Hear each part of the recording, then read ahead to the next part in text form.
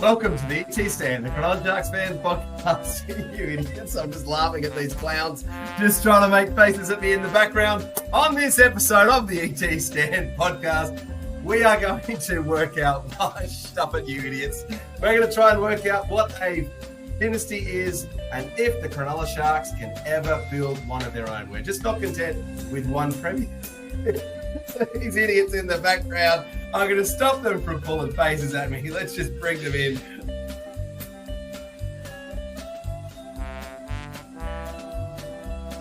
That is Boldo's Tears. Chris Kelly, who would you move? Where do we start? I'm glad Boldo didn't grow up in Egypt times because that's a terrible looking pyramid. It would have fallen over and collapsed by now. And given that he just Googled the squad and put Matt Ikavalu in the bottom and he hasn't been there since half of last year, our pyramid would have fallen over. He's still on the page. The pyramid would have fallen over. You would have been missing a foundation piece and it's fallen over.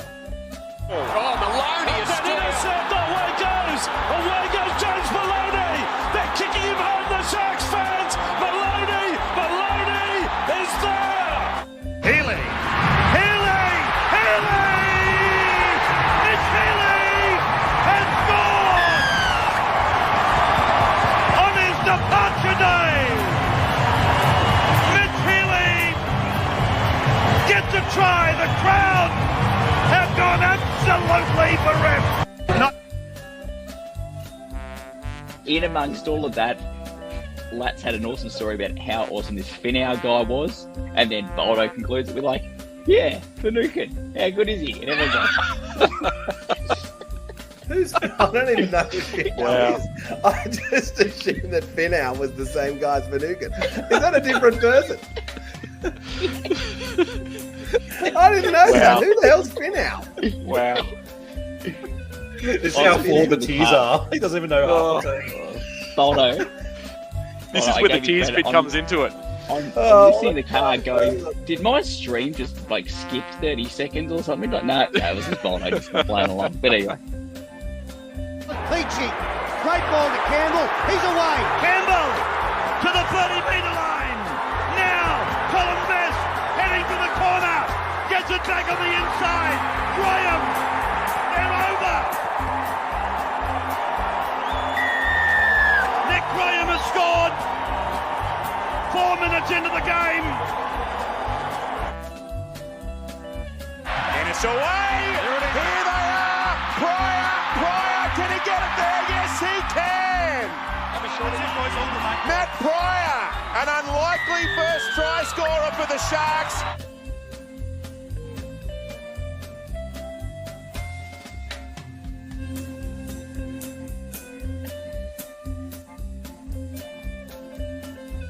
Interesting enough that the North Bears are getting that desperate. They're talking about having a Pacific Bears team so they can sort of engulf those Pacific nations and sort of get that ball rolling where they think they can sort of, take on the Cook Islands and the Samoans and the Tongas and sort of make it their team. So PNG's the go for me. I'm pretty convinced after that. All right, Franco, what do you got? Mate, can I rebuttal that, or am I giving a different answer? Go for it. Enough arguments on this podcast. Come on, you're going to throw out cans and they're going to play out of cans. Ever. That is the dumbest idea ever.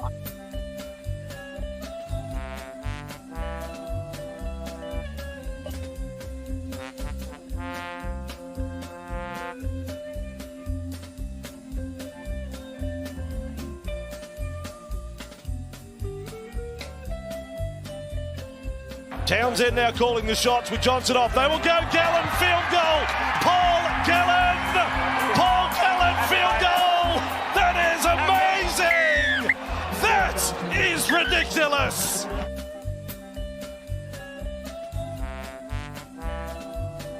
Away. It's back to Smith. Smith gets it away to Cronk. Cronk's got Korobetti with it. Have they got a chance here? Korobetti's put down.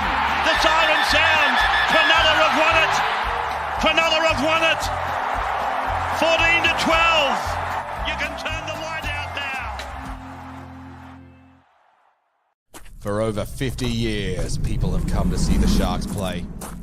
Talent, skill, speed, intelligence. elite level athleticism. That's not these guys. Biased, one-eyed, opinionated, more often wrong than right. They make up for their complete lack of talent with pure dribble, gibberish, and enthusiasm. This is the ET Stand Podcast. Welcome to the ET Stand, the Cronulla Sharks fans podcast that lets its talking do the football. The 2025 NRL and NRLW draws have been released. And joining me to chat through the whole bunch of speculation is, well, arguably the Sharks' most handsome fan, Christopher Kelly. How you doing, buddy? Good, mate. Yourself? You never know what I'm going to give you on these intros, do you? You're just, what's he going to...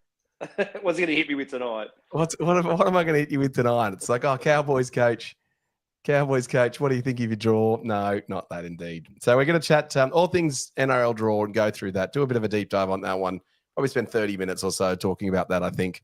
Won't be the longest episodes. And shout out to everyone who comes along and says hello to us whilst we're in the off season and not thinking Sharks. I had a terrific experience myself this week. I went to the Sharks historian's house and saw an absolute plethora of Sharks history and memorabilia. I thought I had a lot of stuff.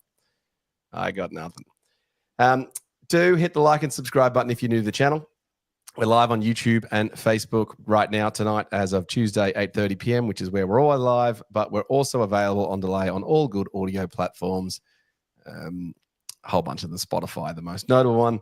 And if you'd like to partner with us in 2025, please do get in touch.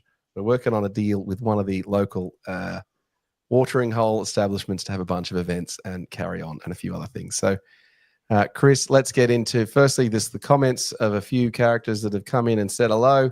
Harley, yes, I agree with you. Harley in the comments has said, I'm excited and can't wait for Sharks 2025 draws. I'm pumped up. Yes, let's certainly do that.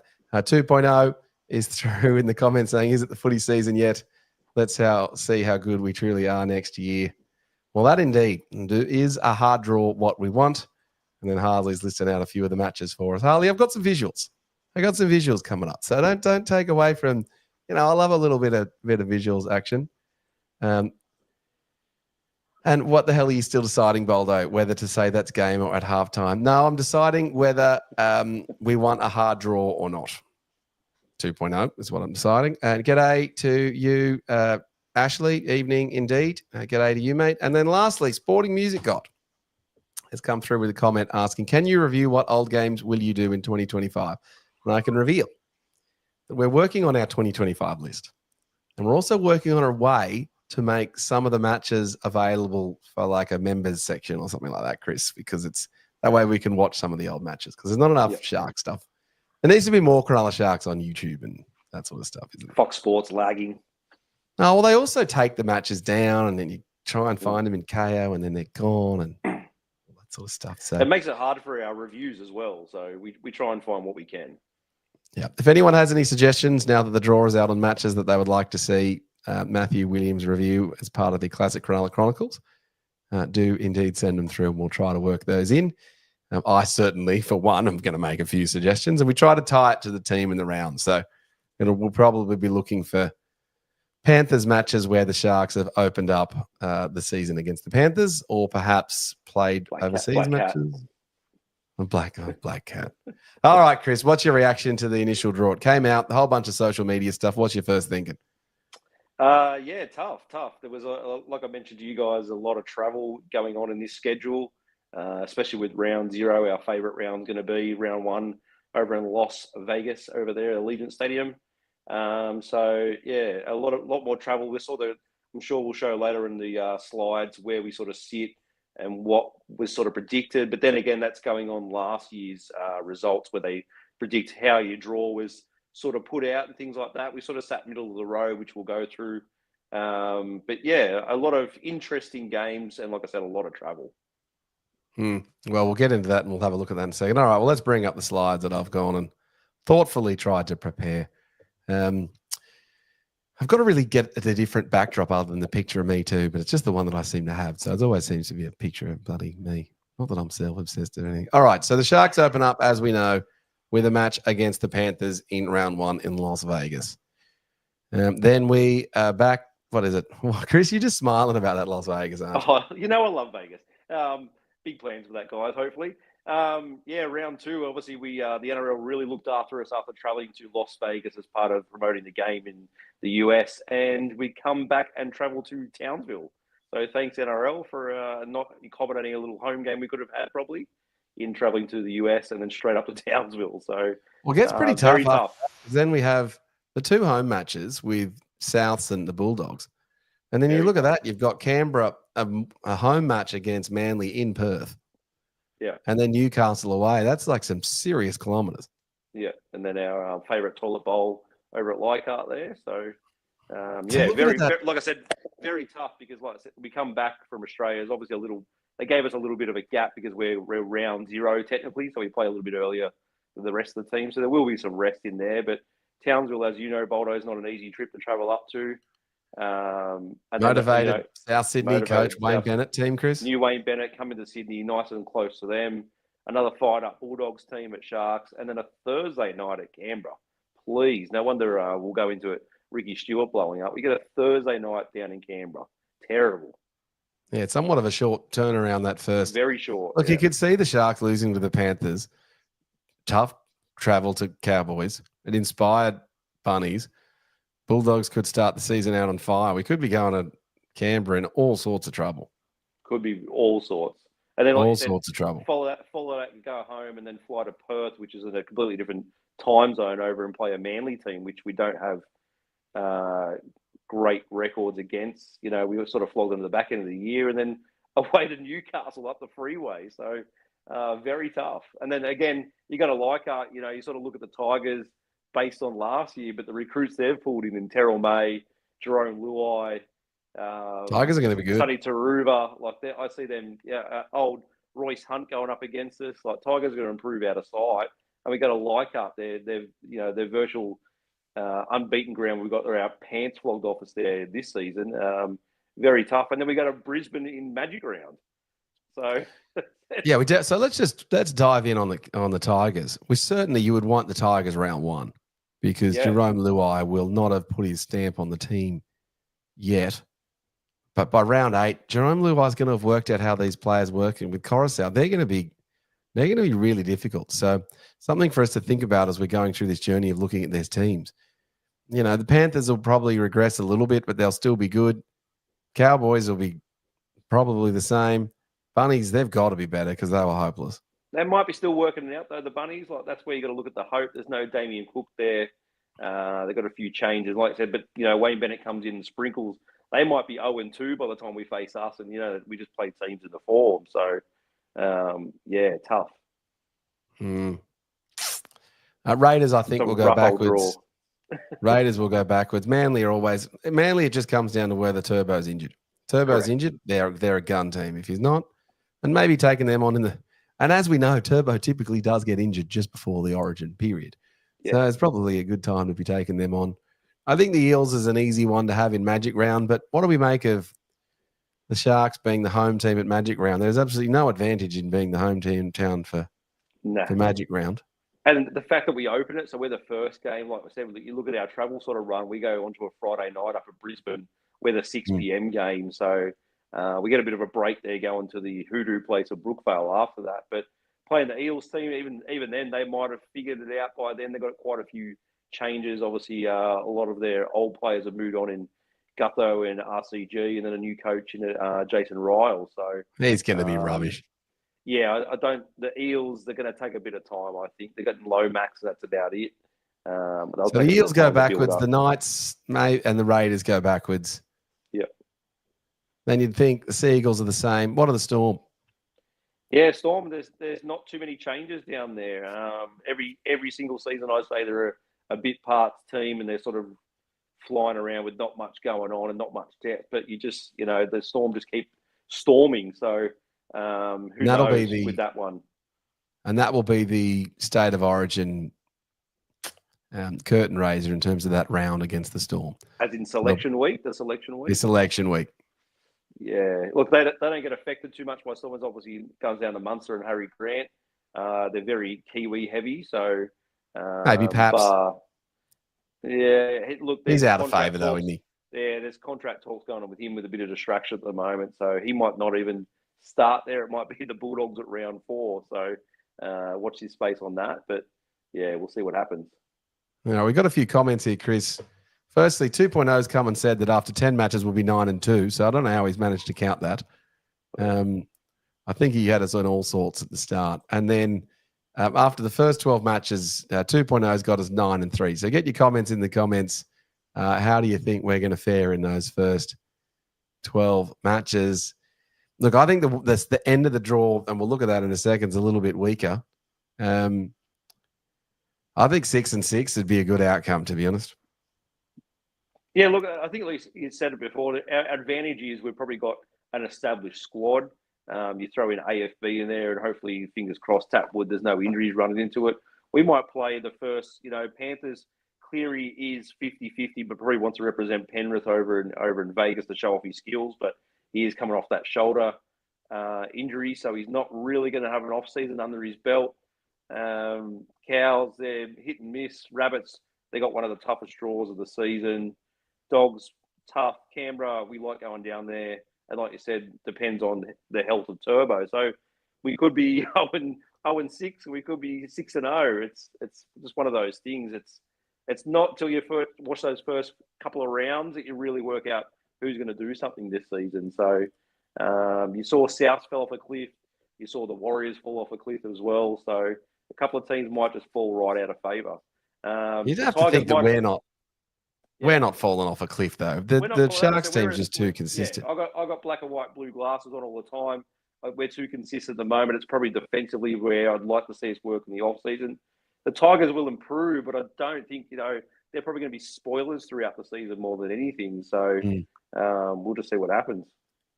So in light of that, Harley's come through in the comments asking us what of the preseason challenge. Given the Sharks will have a couple of players in the All-Stars with Nico and Trindle likely being picked on, February 15, that match is getting played. I don't know if the Sharks have got any warm-up matches. Not really, no. I haven't seen the schedule, maybe because, like I said, the fact that we're going to travel over to Vegas and spend a week there beforehand, acclimatising a bit of NRL fanfare down on the beautiful Fremont Street that I like to hang out in. So I think they're going to go there for quite a bit of PR work, plus, the time difference and adjusting to that. So maybe they might do little tune-ups where they sometimes usually play Manly or someone like that close by, play about 30, 40 minutes.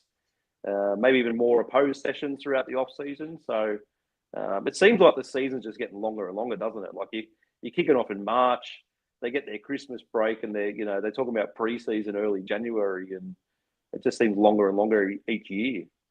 We're just jamming the games in. All right. So look, I think 8 from 12 would be brilliant. Yep. 6 from 12's pass.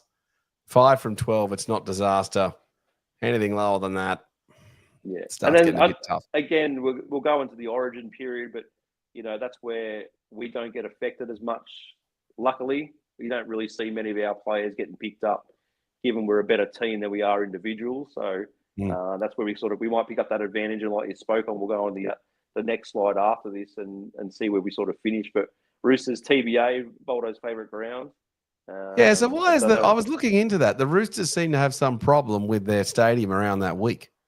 Yeah, there's probably a double booking somewhere or something on that. Yeah, they're not sure how they're going to play that one. And are we getting them at a good time if they've got State of Origin players out? You'd have to say yes. They're going to be a bit underdone this season. Like you're talking, they've lost a lot of talent. Like it might be Chad Townsend starting out. They still won't have Sam Walker. They've lost Kiri Smith both halves. Lost Big Wera Hargraves. Lost Manu. Lost Tupanua, which is obviously the Bulldogs. Lost Manu and Suali. Your knowledge of the Roosters is just so good, isn't it?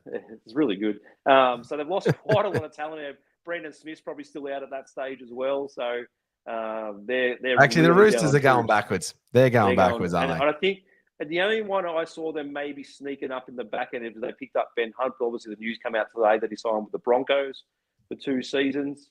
So I could only see him they're going to have Chad Townsend. Maybe Manu comes back because he's over at Japanese rugby, but that's about it. Like they're in a bit of a dire situation with a lot of money to spend. And I think they're just waiting. They let Terrell May walk out the door and go to West Tigers. So another front row starter they lost as well. So I think they're in trouble Harley's this just come year. through in the comments and advised us that we've got trials versus the Warriors and the Raiders on the 7th and the 13th of February. Yeah. Jeez, what would we do without you, Harley? You're like, that's such a legend. Well, obviously, Nico and Trindle, they're going to go play the Indigenous game. Probably won't be part of those games. So, no, that's true. All right, well, we kick on. Let's go to the next page where we've just got slide of 8. So we've got 2 buys in and around the State of Origin period, but they're buys after the State of Origin, so it doesn't quite work the same way.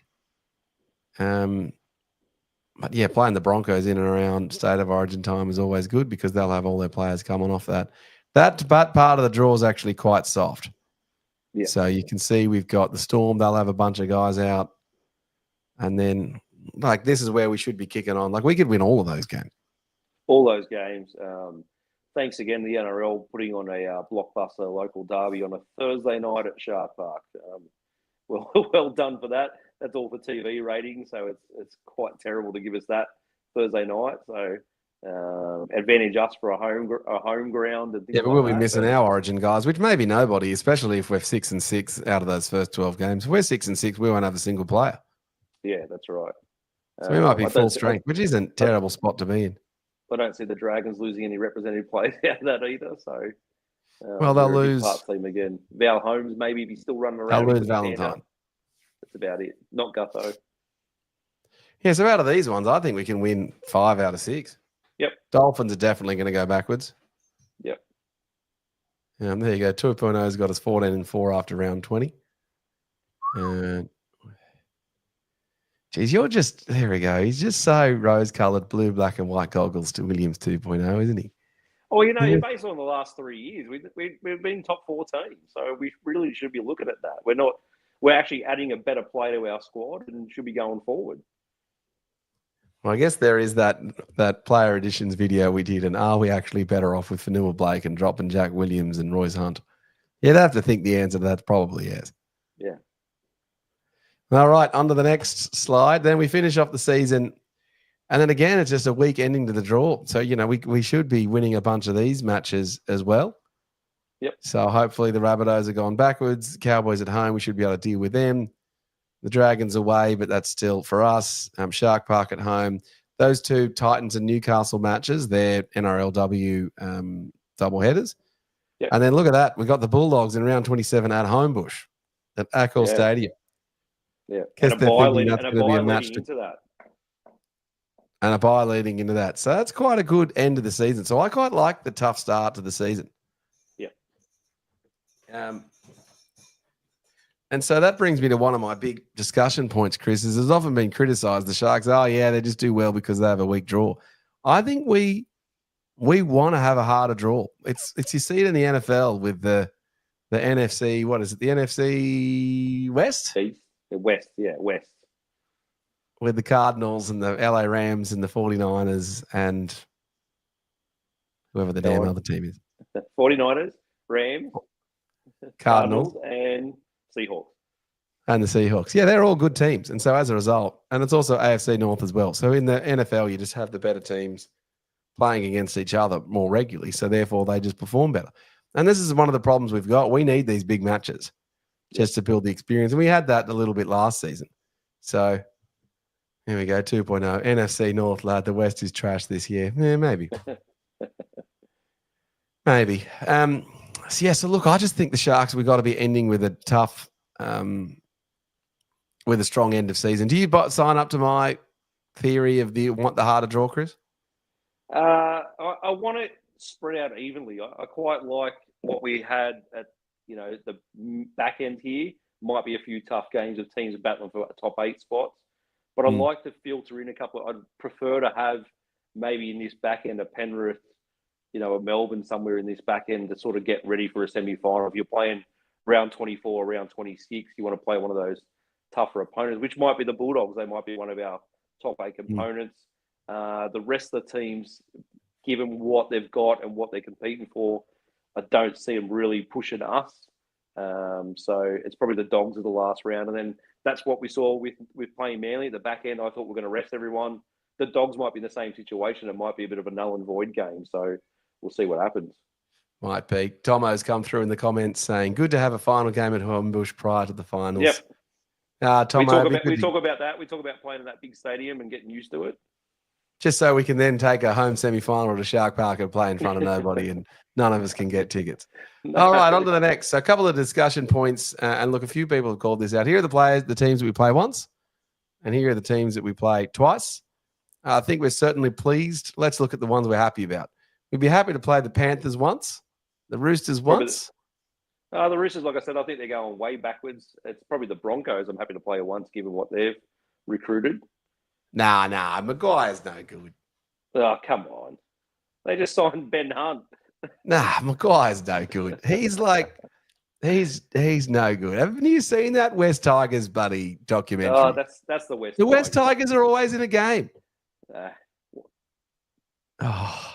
So, all right. Well, let's just go through it. Well, you and me agree together. So, we're definitely happy to play the Panthers once. Yep. We'd rather play the Dolphins, the Raiders twice. Definitely the Eels, the Warriors, and the Titans twice. So there are 5 teams there that we would prefer to play twice that we're not playing twice. But at least the teams we are playing twice. We're playing down here at Sharks, so at least it's not another Queensland travel game. Yeah. So of the teams we are playing twice, we obviously don't want to play the Storm twice, the Sea Eagles twice. Yeah. And probably the Cowboys. The Bulldogs twice, and the Bulldogs twice. So it's pretty fairly even. Mm. And the Manly games. If we'd have had the Panthers twice, the Sea Eagles twice, the Roosters twice, the Storm twice. Yeah. Cowboys twice. That would have been much harder. And then your Manly's, Brookvale and Perth. So, and South is Sharks and Gosford. So quite interesting. Yeah. No, I'm pretty sure Harley's come through trying to correct me. Tigers once in round 8. No, we've got the Tigers there round 20 as well, Harley. Gotcha. Hey? Hey? I checked that, Harley. I checked that, and I also added them up too. So I made sure, because over here there's 8, and over here there's 8, which makes 16, which adds up to 24, and 3 buys makes 27. 3 buys. Horrendous. Bring in some more teams. So, do we play the Roosters twice? No, we don't. Don't go recheck it. Yeah, Sporting Music God. Yeah, I've got all you guys. I checked this stuff. I wanted to make sure I had no bloody areas in this thing. And Mike Knight's coming through in the comments saying Storm twice is win 1, lose 1, possibly. And then backs it up previously saying that the draw didn't matter too much. And great to see you too, Mike Knight. And then Tomo agrees with me. Snag a few of those early tough ones, should be okay. And 14x4 by round 20 could be on, perhaps. All right, let's go through some of the other talking points. So if you're a follower of social media, you would have no doubt come across one or two of the social accounts talking about the strength of schedule. So various different outlets. There was Elite Stats and Fox League put out these 2 different graphs. I quite like the one on the right-hand side. Just look how hard that... what is it? That's the Rabbitohs. Strength of schedule. God, they're not giving them much of a chance, are they? No. And again, this is based on last year's result, and we know how that goes. So, yeah. Now, of course, if you're the Panthers and you're the top team, you don't have to play against the top team. So naturally, the stats will be in your favour in terms of the numbers because you don't have to play yourself. I don't know what Ricky was complaining about. Is it just the travel? Oh, I've got that on the next slide, actually. So here's Ricky.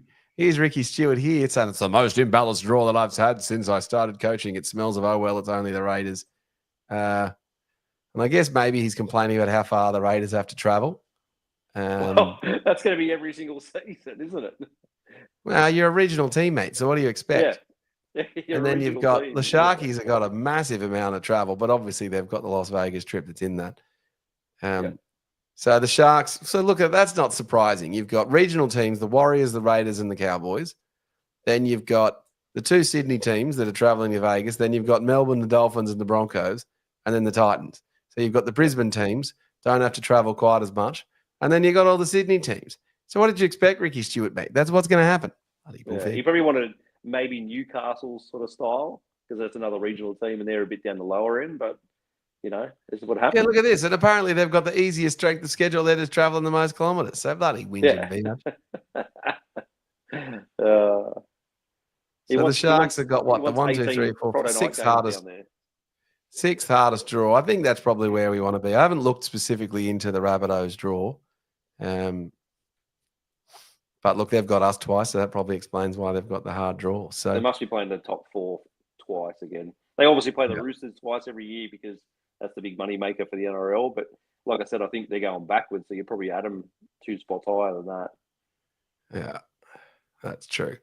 And then Mike Knight's asking, only 11 home games, is that normal? So we've got, what is it? Perth and Gosford. One is Perth and one is Magic Round. Yeah. One's Perth and one's Magic Round. So one of them appears, I think it's you don't realise that the Magic Round. Now, I think we actually get the financial benefit of being the home team of Magic Round. So there are some financial benefits in being the home team. So we'll look at that. And then your sporting music god, I don't know. We'll work out. He's still asking us, what are the possible games you'll cover from each? That'll come down to Williams doing a bit of homework and sitting down and working it out. I definitely want to do the oh no, we can't do the finals matches. I wouldn't mind doing round 1 Super League versus the Raiders. That'd be pretty good. Yeah, but that's different. And then 2.0 saying, get a few sherbets into Boldo. We'll be playing the song on grand final day already. And then Harley's booing the Knights. All right, well, Chris, any other conclusions on the draw? No, like I said, I think we're just waiting to see how the cards fall when the teams roll out and go from there. Prediction early, like I said, is probably the Roosters dropping backwards, the West Tigers moving up, the Dragons not making much chop, and the Warriors probably staying around where they were this season because they're actually losing a couple of players too. And South's probably not improving at all, even with a sprinkle of Wayne Bennett. So they're my predictions going forward with 25. We'll do a proper predictions episode. All right, well, that is the Sharks draw. The NRLW draw was also released, most notably in that the Sharks don't play the Roosters until the end of that, which I thought was an interesting moment for them. Also, I didn't realise that so many of the Sharks players had switched to some of those new clubs, which is a little frustrating, but I guess that's just what we have to run. Ollie Wheeler and a few other ones, which is a bit of a bummer. And then, so look, but bring it on. As 2.0 says, the cricket is tough. Let's get through the footy going. We'll definitely do Cricket's that soon. Awful. Now, last week, we did a rankings of all of the NRL halfbacks, of premiership winning halfbacks in the episode. How good is Nico Hines? And my good friend Chris Kelly was meant to be a special guest host on that episode, but he was sick. So I thought I would give him a chance to respond, given that we're talking about Ricky Stewart, to my tiers of all the all-time premiership winning halfback, so he can just call me an idiot and tell me why I've got these rankings of the 44 premiership winning halfbacks in the wrong order. Chris, go. Well, I know we always joke about Chad Townsend premiership 1, ET 0, but again, like my intro videos, the pyramid's very weak down the bottom. So they are guys who have won premierships and led teams around the Part 2 premiership. So there are quite a few number of halfbacks that haven't made those achievements. So good on them. Ben Hornby and Craig Wing were not halfbacks. No, terrible manufactured halfbacks. So they're in a good spot. Well, they're only marginally ahead of the players that you have to think about and try and remember if they were actually halfbacks for premiership winning teams. So yeah, they're going to get hammered a bit, Ben Hornby and Craig Wing, don't they? Yeah, we can slot Kamali down there as well. He's also got a premiership with the Melbourne Storm. So Jerome Hughes. So, well, he's in good players but better teams. Good players, better teams. Yeah. So, but Noddy and Jerome Hughes were better than Ben Hornby and Craig Wing as halfbacks and NRL footballers. Yeah. What would you take of my Super League guys being so higher than Jonathan Thurston and Cron? Oh, look, I love Ricky as a Canberra Raiders as a player. I don't like him obviously as a coach. As a player, he was terrific, wasn't he? Yeah, and then he went on to the Bulldogs, a la like Jordan going to the Wizards. It was quite terrible to see a club legend like that go on to another club and not really sort of kick on. So he obviously made the finals once. Yeah, he obviously had a lot of hand in their juniors sort of coming through, and then went to the Roosters and went through there. Recency bias, I don't know. They're probably the 4 best I've ever seen. Obviously old enough to see Sterlo play, but I'd have Cleary way on top at the moment, and that's just me. Better than from what I've seen, guys. Yeah. Super League got created because of Alan Langer and Ricky Stewart. Come on. I still got Cleary. You got to remember, Ricky Stewart and Alan Langer both played an absolute star-studded salary cap busting teams in the Broncos and Raiders. And what do you think Cleary's in? Well, they've been affected by the salary cap over the last 4 years and still kicked on. So, Let's see how he goes without Luai this season, because Luai's better than Cleary. He won the year before without Luai because he was injured and still done it the whole thing by himself. So, but look at it. Go through Alan Langer's teams and Ricky Stewart's team. They were ridiculous. Yeah, they were ridiculous. Pretty good. Brett Mullins, Mal Meninga, Bradley Clyde. They were pretty good. I still think Sterlo's the smartest of the players. All right. Well, if you want to see the halfback rankings and go deep on that episode and see Franco and I go there, we will see. We're also trying to place where does Nico Hines fit in amongst that group if he was to win, or if you were to just rate him right now. He's better than the bottom tier. He's probably about as good as Ben Hornby and Craig Wing, maybe a bit better than them, maybe on the level. Would you put him in the couple of origins each bracket? Well, he's not as good as Scott Prince or Greg Alexander. Anyway, tough to say. Yeah, tough to say. Tough to say. That's why you have these lists and you can dispute it. Tiers I've seen you do. So, I don't question the tiers. The tiers are just one of the great staples of the ET Stand podcast. It's great. All right. Well, that was the NRL draw. And thanks to everyone for coming through. And look, 2.0 is still arguing about Hughes being better than Pearce. And Mike Knight just saying it's Boldo's tiers. That's indeed. All right. Now, that was this episode. Now, exciting things ahead. We have issued a challenge to the other Cronulla Sharks podcast channels for a trivia off. So Sam Shanazi and Dan Nichols are going to appear in a 3-way simulcast, which is going to be a trivia match, putting our champion, Matthew Williams, head-to-head with Sam Shanazi and Dan Nichols in a Cronulla Sharks trivia fest on that episode next week. I don't think we can do it on the Tuesday. I think it's going to be Thursday night. So we will definitely be doing that. And each of the 3 Sharks legends gets to choose a category. Which will not be revealed, kind of like hard quiz style. So I think I would choose, what would be your category, Chris? Specialist Shark trivia that you think you'd be better at than no one else. Probably merchandise by era. Merchandise by eras, not a bad one. Yeah. I would probably double down on the 2008 season. Yeah, would Franco be local juniors? Franco would be local juniors. You could also go just deep on a game that you love. So it could be, Sharks versus Bulldogs 2001. Just that match.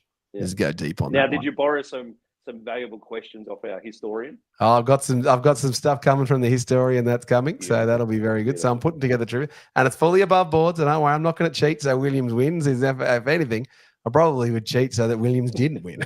and the other channels can actually claim themselves as the most knowledgeable Sharks fan. Well, this is what it also makes it funny. But we're buddies with all the other channels. People think that we don't get along. We all get along. It's quite a funny group chat going at the moment with Shanazi and Dan Nichols. They're very, very gentlemanly, those two.